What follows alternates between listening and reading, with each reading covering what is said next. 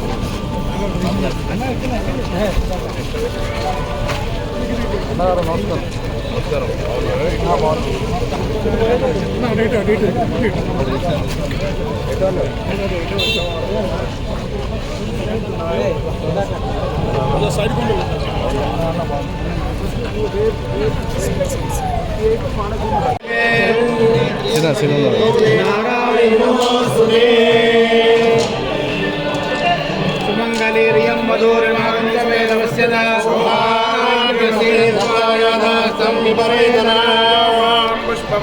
పుష్పవాన్ ప్రజావాన్ పశుమాన్ భవతి పుష్పవాన్ ప్రజావాన్ పశుమాన్ భవతి.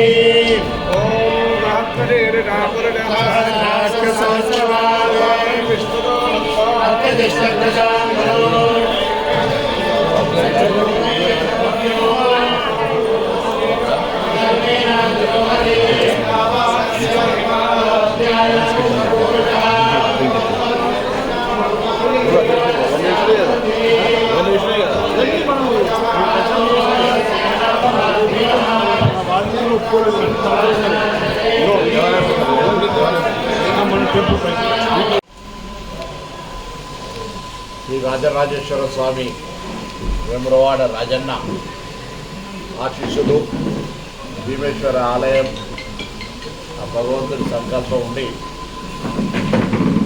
ఇప్పుడో అప్పుడో ఎన్నికల నోటిఫికేషన్ వస్తున్న సందర్భంగా ఆ నోటిఫికేషన్ ఫిబ్రవరి మాసంలో పోలింగ్ ఉండేటువంటి పరిస్థితి వల్ల తెలంగాణ మొత్తం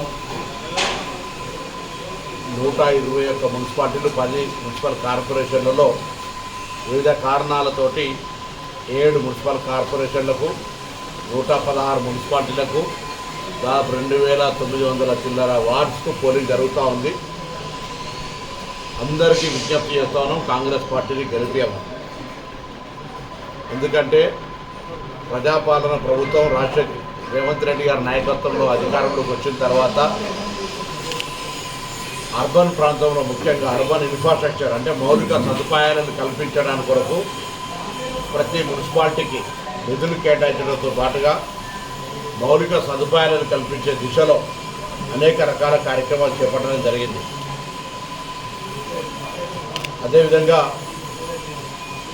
10 సంవత్సరాలు పేద ప్రజలు వేచి చూసినటువంటి డబుల్ బెడ్రూమ్ ఇవ్వకపోతే మా ప్రభుత్వం రాగానే అర్హత కలిగిన పేదవాళ్లకు ఇందిరమ్మ ఇళ్ల రూపంలో 5 లక్షల రూపాయల సహకారం చేసినాం. కాళ్లకు చెప్పులు అరిగేటట్టుగా తిరిగితే ఒక రేషన్ కార్డులో పేరు మార్చుకునే పరిస్థితి కానీ కొత్త రేషన్ కార్డు తెచ్చుకునేటువంటి పరిస్థితి లేని 10 సంవత్సరాల నుంచి తెలంగాణ ప్రభుత్వంలో ఉన్నటువంటి దానికి విరుద్ధంగా ప్రజాపాలన ప్రభుత్వంలో ఈరోజు కూడా బహిరంగంగా మేము ప్రజల ముందు చెప్పగలుగుతా ఉన్నాం ధైర్యంగా. ఎవరైనా అర్హత ఉండి రేషన్ కార్డు రాకపోతే ఈరోజు కూడా రేషన్ కార్డు తీసుకోవచ్చు. పేర్లు మార్పులు చేర్పులు మేము ఎన్నికల కొరకు మాత్రమే కాకుండా ఇది నిరంతర ప్రక్రియగా కొనసాగిస్తూ ఉన్నాం. అంటే రేషన్ కార్డులు ఇవ్వడమే కాకుండా దేశంలో ఉన్నటువంటి 29 రాష్ట్రాల్లో తెలంగాణ రాష్ట్రంలో సన్నబియ్యం పేద ప్రజలు సంతుష్టిగా భోజనం చేయగలిగేటువంటి క్వాలిటీ ఉన్నటువంటి సన్న బియ్యాన్ని అందజేస్తూ ఉన్నాం. పేద ప్రజలు నెల రాగానే 1000-1800 రూపాయల కరెంటు బిల్లు కట్టుకునే పరిస్థితి నుంచి ఈరోజు దాదాపు 80% పైన 200 యూనిట్ల ఉచిత విద్యుత్ను పొందగలుగుతూ ఉన్నారు. అదేవిధంగా ఇప్పుడు ప్రధానమైనటువంటి సమ్మక్క సారక్క జాతర జరుగుతోంది. సమ్మక్క సారలమ్మ జాతరకు ముందు భక్తులంతా వేములవాడ వచ్చిపోతారు. ఒక మహిళ సగటున అటు వేములవాడ రాజన్న దర్శనానికి వచ్చినా లేదా సమ్మక్క సారలమ్మ దర్శనానికైనా ఒక కుటుంబ సభ్యురాలిగా తనకు 1000 నుంచి 2000 రూపాయల కనీస ఖర్చు వచ్చేటువంటి పరిస్థితి నుంచి ఇలా అమ్మలను అక్కడ సమ్మక్క సారలమ్మ దర్శనాన్ని ఉచితంగా, అదేవిధంగా వేములవాడ రాజన్న దర్శనాన్ని కూడా ఉచితంగా పొందే విధంగా ఈరోజు తెలంగాణ ప్రభుత్వం దాదాపు 9,000 కోట్ల రూపాయల విలువైనటువంటి ప్రయాణ భారాన్ని మహిళలకు సంబంధించినటువంటి ఛార్జీలను ఆర్టీసీకి చెల్లించి తెలంగాణ మహిళా స్వేచ్ఛకు వాళ్ళు అవగాహనకైనా, వియ్యపురాలింటికైనా, దాహోనకైనా లేదా పిల్లల దగ్గర చదువుకైనా, ఉపాధి కొరకైనా ఇలా ఉపయోగపడుతూ ఉంది. గ్రామీణ ప్రాంత రైతాంగానికి రైతు భరోసా ఇచ్చినాం, రైతు రుణమాఫీ ఇచ్చినాం, సన్న బియ్య బోనస్ ఇచ్చినాం. ఇలా పంటలకు 24 గంటలు 48 గంటలు డబ్బులు ఇస్తూ ఉన్నాం. తెలంగాణ రాష్ట్రం ఏర్పడ్డ తర్వాత 10 సంవత్సరాల్లో ఏ నిరుద్యోగ యువత వేడి చేసిందో ఆ నిరుద్యోగ యువతకు ఆశ నిరాశ అయితే మా ప్రభుత్వం రాగానే అనేకమైనటువంటి గ్రూప్ 1 నుంచి మొదలు పెట్టుకుంటే గ్రూప్ 2, గ్రూప్ 3, గ్రూప్ 4, పోలీస్, ఆర్ఎండ్బి, transport, medical and health, education ఇట్లా ప్రతి డిపార్ట్మెంట్లో ఖాళీలు ఉన్నాయని కూడా నింపుకుంటూ వెళ్తా ఉన్నాం. భవిష్యత్తులో కూడా ఇది ఒక సైకిల్ జాబ్ క్యాలెండర్ వేసుకొని ముందుకు పోయే విధంగా చర్యలు తీసుకుంటా ఉన్నాం. గతంలో రాష్ట్రం మొత్తం అప్పులమయం చేసి ఆర్థికంగా ఏమీ పనిచేయలేనటువంటి పరిస్థితుల్లో ఈ రాష్ట్రాన్ని దివాలా తీస్తే management and hard work of chief minister and cabinet team and MLAs అందరూ కలిసి ఎలా తెలంగాణ గ్లోబల్ సమ్మిట్ 247 కానీ 2047 కానీ లేదా ఒక దిక్సూచిగా పెట్టుకొని అటు గ్రామీణ పట్టణ ప్రాంతాల అభివృద్ధి కొరకు ప్రణాళిక తీసుకొని ఇంత జరుగుతున్నప్పుడు ప్రజల నుంచి మేము ఈ మున్సిపల్ ఎన్నికల్లో ఆశీర్వాదం ఆకాంక్షిస్తూ ఉన్నాం. మున్సిపల్లో ప్రజలు మమ్మల్ని జీవించమని అడుగుతూ ఉన్నాం. మొన్న యూసుఫ్గూడ ఎన్నికల్లో మేము అందరూ తిరిగినప్పుడు కేటీఆర్ గారిన బాకీ కార్డు పట్టుకొని తిరిగినారు. ఎక్కడికి వెళ్తే అక్కడ బాకీ కార్డు తిరిగితే ప్రజలు రిఫ్యూజ్ చేసి బంపర్ మెజార్టీతో కాంగ్రెస్ గెలిపించారు. ఇది రిఫరెండమ్ అన్నారు. అవును, రిఫరెండమే నడుస్తున్న ప్రభుత్వానికి అని చెప్పినాం. అయినా వాళ్ళకి ఎమ్మెల్యే ఓడిపోయిన తర్వాత, ఎంపీ ఓడిపోయిన తర్వాత, ఎమ్మెల్సీకి అభ్యర్థులు దొరకని పరిస్థితుల్లో ఉప ఎన్నికల్లో ఓడిపోయి, స్థానిక సంస్థల సర్పంచ్లో ఓడిపోయి ఇవాళ డైవర్షన్ పాలిటిక్స్ చేస్తూ అనేకమైనటువంటి ఆరోపణలు లేకపోతే దానికి సంబంధించిన ఆర్గ్యుమెంట్ చేస్తాం. ఆ ఆర్గ్యుమెంట్స్ అన్నిటికీ ఒకటే జవాబు. మీ సొంత కూతురు కేటీఆర్ గారికి సొంత సిస్టర్ హరీష్ రావు గారికి సొంత మరదలు. ఆమె అడుగుతున్న ప్రశ్నలు జవాబు చెప్పే ప్రయత్నం చేయండి. ముందుగా అవి చెప్పకుండా మీరు కాంగ్రెస్ లేదో విమర్శలు వట్టిగానే బట్టగాల్చి మీద వారేసి మీరు బ్లేమ్ చేసే ప్రయత్నం చేస్తే ఇది ప్రజలు గమనిస్తూ ఉన్నారనే మాట మనం చేస్తూ ఉన్నాం.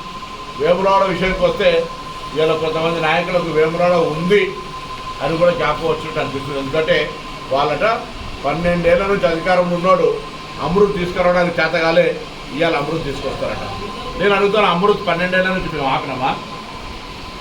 మీరు చెప్పుకునేది గతంలో చాలాసార్లు చెప్పినాం. హిందువుల పేరు చెప్పుకొని మేము ఆనాడు ప్రతిపక్షంలో ఉన్ననాడు గత ప్రభుత్వం ఇచ్చిన హామీ మీద వేములవాడకి ఇచ్చిన హామీ నెరవేర్చమని వేములవాడ నుంచి సిరిసిల్ల పాదయాత్ర కావచ్చు, వేములవాడ తంతెల మీద ధర్నా కావచ్చు, బంద్ కావచ్చు, అసలు మేము ఈ ప్రభుత్వానికి చెప్పని నిరసన ఆఖరి హైదరాబాద్ వీటీడీ ఆఫీస్ ధర్నా ముట్టడిపోతే కూడా అరెస్ట్ అయినటువంటి సందర్భంలో మేము ప్రతిపక్షంలో ఉన్నాం. వేములవాడ అభివృద్ధి మీద డిమాండ్ చేసినాం. అధికారంలోకి వచ్చిన తర్వాత శాసనసభ్యుడి చొరవతోటి ముఖ్యమంత్రి గారి యొక్క ఆకాంక్షకు అనుగుణంగా మొత్తం దాదాపు 90% క్యాబినెట్ ఇక్కడ తీసుకొచ్చి దేవాలయ పునర్నిర్మాణం ఆ శివుడి ఆశీర్వచనంతో మేము ఎప్పుడు కూడా గొప్పలో అంటలేం. మేము వట్టి కర్త క్రియల మేము ఊరికే ఆ భగవంతుని ఆకాంక్షను అమలు చేసేవాళ్ళమే. ఇవాళ మీరు మీ కళ్ళ ముందర చూస్తూ ఉన్నారు. ఇవాళ దేవాలయానికి సంబంధించిన పునర్నిర్మాణ పనులు వేగంగా జరుగుతూ ఉన్నాయి. దాన్ని ఎప్పటికప్పుడు ఆది శ్రీనివాస్ గారు పర్యవేక్షణ చేస్తూ ఉన్నారు. రాష్ట్ర స్థాయిలో అవసరం ఉన్నప్పుడు వారు మేము కలిసి గౌరవ ముఖ్యమంత్రి ఎప్పటికప్పుడు సానుకూలంగా స్పందిస్తూ ఉన్నారు. దేవాలయ నిర్మాణం ఇవాళ మేము చేపట్టినాం. నేను మిమ్మల్ని ఎవరు ఆపిరా 10 ఏళ్ళ నుంచి? నేను ఎవరు ఏ రాజకీయ పార్టీ విమర్శిస్తలేదు. అటు టీఆర్ఎస్ పార్టీ కావచ్చు, ఇటు బీజేపీ కావచ్చు. ఇలా వాళ్ళు మాట్లాడితే చెప్తా ఉన్నాం. అమృత్ పథకం కాదు, బంగారు పథకం ఇవి దేవనీయవి. కానీ ముందు మీరు దానికి ఎన్నికలు వచ్చినాయి కాబట్టి అమృత్ పథకం ఇవ్వండి, మేము గెలిపిస్తామనే పొరపాటు. అమృత్ పథకం ఇవ్వండి, కానీ ఎన్నికల ముందు అమృత్ పథకం ఇస్తే గెలిపిస్తామనేటువంటి మాటకే రాజకీయపరమైన మాట. అదర్వైజ్ వేములవాడ అభివృద్ధికి ఎవరు వచ్చినా, ఎవరు డెవలప్మెంట్ చేసినా రాజకీయాలకు అతీతంగా మేము ఆ రాజరాజేశ్వరి భక్తులుగా స్వాగతిస్తాం. మేమంతా మూర్ఖులం కాదు, దాన్ని క్రిటిసైజ్ చేసి ఇలా వాళ్ళు అమృత్ ప్రకటించడం రాజకీయం క్రిటిసైజ్ చేస్తున్నాడు కాదు. అమృత్ను ఇవ్వమని చెప్పి మీరు మాకు మున్సిపాలిటీలో గెలిపేమని అడిగితే పొరపాటు అంటున్నాం. మేము ఇలా దేవాలయ అభివృద్ధి ఎన్నికల కొరకు సంబంధించిన ఎన్నికల ప్రక్రియ అయిన తర్వాత చెప్తాను. ఎన్నికలకు దేవాలయ అభివృద్ధికి సంబంధం లేదు. నేను ఎంత చెప్తే కూడా మేము రేషన్ కార్డు అన్నా, బియ్యం అన్నా, ఇంకోటన్నా కానీ మేము దేవాలయ అభివృద్ధి చేసాం కాబట్టి ఒకటే అంటలేదు. దేవాలయ అభివృద్ధి మా బాధ్యత, ఆ రాజరాజేశ్వరుని ఆశీర్వచనం చెప్తాను. కానీ ఇలా వాళ్ళు ఏమంటున్నారు, అమృత్ పథకం తీసుకొస్తాం కాబట్టి మమ్మల్ని గెలిపేమంటే పొరపాటు ఉంటున్నాం. కాబట్టి ఇలా దేవాలయ అభివృద్ధికి సంబంధించి ప్రతిపక్షంలో ఉద్యమించడం, అధికారంకి వచ్చినాక దాన్ని నెరవేరుస్తున్నాము.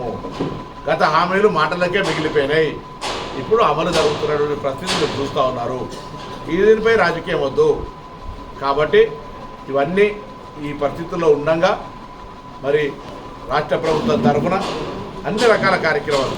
మేము అధికారంలోకి వస్తే 1 గంట కరెంటు ఉండదు, అన్నీ పోతే కరెంట్ అన్నారు. ఎక్కడన్నా అప్రకటిత కరెంట్ ఉందా? రైతులకు ఎక్కడైనా ఇబ్బంది కలుగుతూ ఉందా? గృహ అవసరాలకు 200 యూనిట్లు ఉచితంగా ఇస్తుడు ఎక్కడైనా ఎవరికైనా కరెంటు పోతుందా? మాటలు మాత్రం అనేకమైన మాటలు మాట్లాడినటువంటి పరిస్థితి.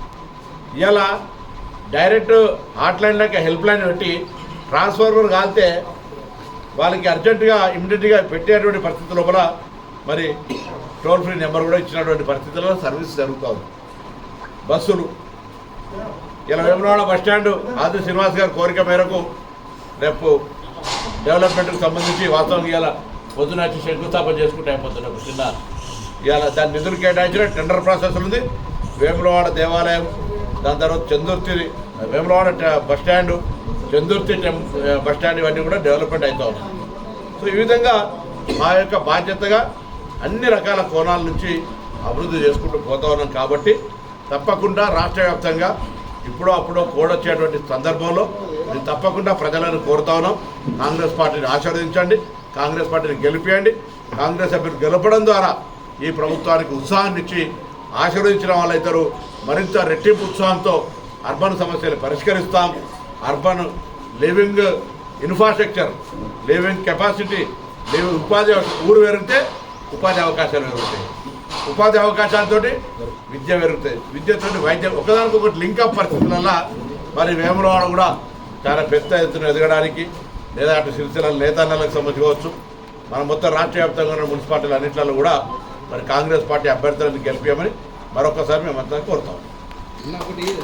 గౌరవనీయులు రాష్ట్ర బీసీ సంక్షేమ శాఖ మరి రవాణా శాఖ మార్చులు వేములవాడ సన్నిధిలో స్వామివారి దర్శించుకోవడం జరిగింది.